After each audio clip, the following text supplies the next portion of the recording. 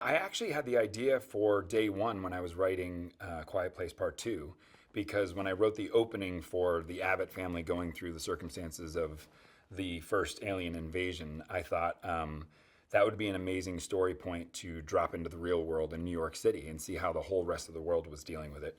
And certainly under probably more extreme circumstances, being arguably the loudest city in the world, and how people would respond to that in great numbers.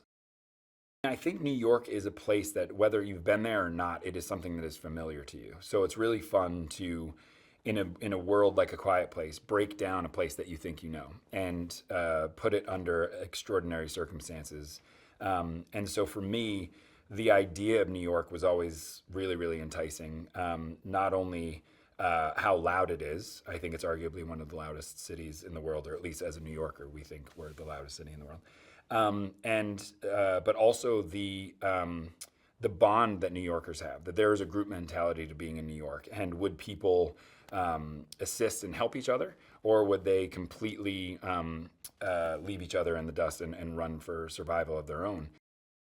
This idea that a city that we think we know so well, under extraordinary circumstances, so tragic and so horrific that you couldn't even process them. And I think that visceral response is very human, that you don't have a time to make a decision. It's fight or flight. And I think that that processing moment is gone. And so you just become your most primal self. And what is that most primal self? Do you help the person next to you, or do you abandon the person next to you? Lupita is one of those actresses who's going to make any single role or any single movie better. Period. The end. And I think that it's because of her specificity. I think she's a very, very powerful actress, a very powerful presence. She's able to communicate such deep emotion in such a unique way, and it's just such a joy to watch. And what she did with this was not only incredibly difficult physically, but it was also incredibly difficult mentally, to put yourself in that position, to be terrorized for what we did in Quiet Place 2 for about 12 minutes, she had to do for the entire movie. And she did it so brilliantly and so elegantly. We were so lucky to get Joe to do this movie, because I think everyone's offering him every movie on the planet right now. And I just thought he's so technically sound and so talented. And then in this movie, yet again, it's that idea of, it's very difficult to play the worst day of your life and not let it feel too big or too melodramatic.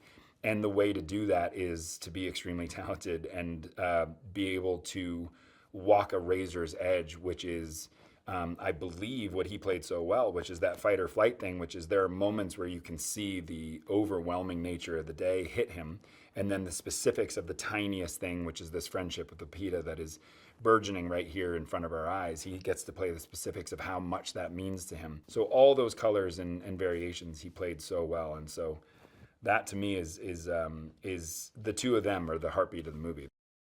Djimon was actually the key that I knew would connect the two worlds.